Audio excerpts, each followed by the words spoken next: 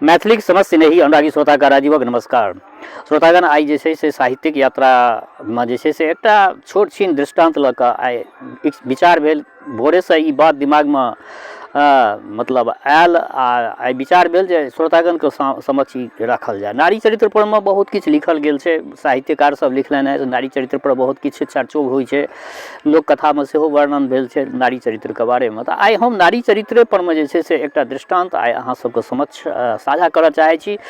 सबगोटा बुझै छियै जे नारी जे होइ छथिन ओ त्यागके मूर्ति होइ छथिन, करुणाके मूर्ति होइ छथिन। ओ नारीके जे छै से नारी पर बहुत किछु लिखल गेल छै। यत्र नार्यस्तु पूज्यन्ते रमन्ते तत्र देवता, सब किछु छै परंच आइ जे हम ई विषय चुनलहुँ हँ, एहि विषय परमे जे आइ अहाँ सबके सङ्गे ई दोटप्पी हम कऽ रहल छी, एकर उद्देश्य हमरा एकटा चीज याद आबि गेल जे महाभारत सीरियलमे देखै छलियै जे महाभारतमे एकटा नारी चरित्र छलीह गांधारी। गांधारीके देखै छलियनि जे ओ आँखि परमे पट्टी बान्हि कऽ हमेशा रहै छलखिन।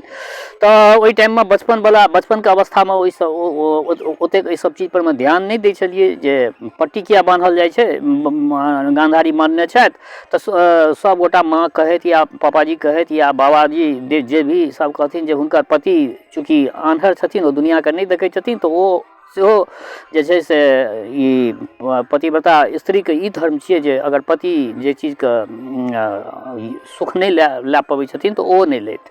तऽ तैँ ओ आँखि पर पट्टी बान्हने रहै छै। तऽ आब एकटा बात श्रोतागण हम अहाँ सबके पूछै छी, गांधारी कोनो साधारण स्त्री नहि छलखिन, ओ साम्राज्ञी छलखिन, सम्राटके पत्नी रहथिन, राजरानी रहथिन। तऽ आब एहिठमा हम एकटा दृष्टांत, एहि दृष्टांतके संदर्भमे हम पूछऽ चाहै छी अहाँ सबके कि गांधारी उचित केने रहथिन जे ओ अगर पट्टी बान्है छलखिन आँखि परमे तऽ की उचित छलै? हमरा ख्यालसँ उचित नहि छलै। आब अहाँ सब अपन अपन विचार राखब। हमरा ख्यालसँ एहि दुआरे उचित नहि छलै जे राजा मानि लिअ ओ ब्लाइंड रहथिन, आन्हर रहथिन, ओ नहि देख पबै छलखिन। तऽ ओहि टाइममे ओहि कालमे जे छै से सहचरी जे होइ छै, जे अर्धांगिनी होइ छथिन, ओहि अर्धांगिनीके ई हेबाक चाही जे नहि, ओ अगर अपना आँखिसँ कोनो चीज नहि देखै छथिन तऽ हम अपन आँखिसँ जे छै से देखिए आ अपना आँखिसँ देखलाके पश्चात हिनका जे छै से ओ सब चीज बुझाबियनि आ ओहि हिसाबसँ ई काज करथिन।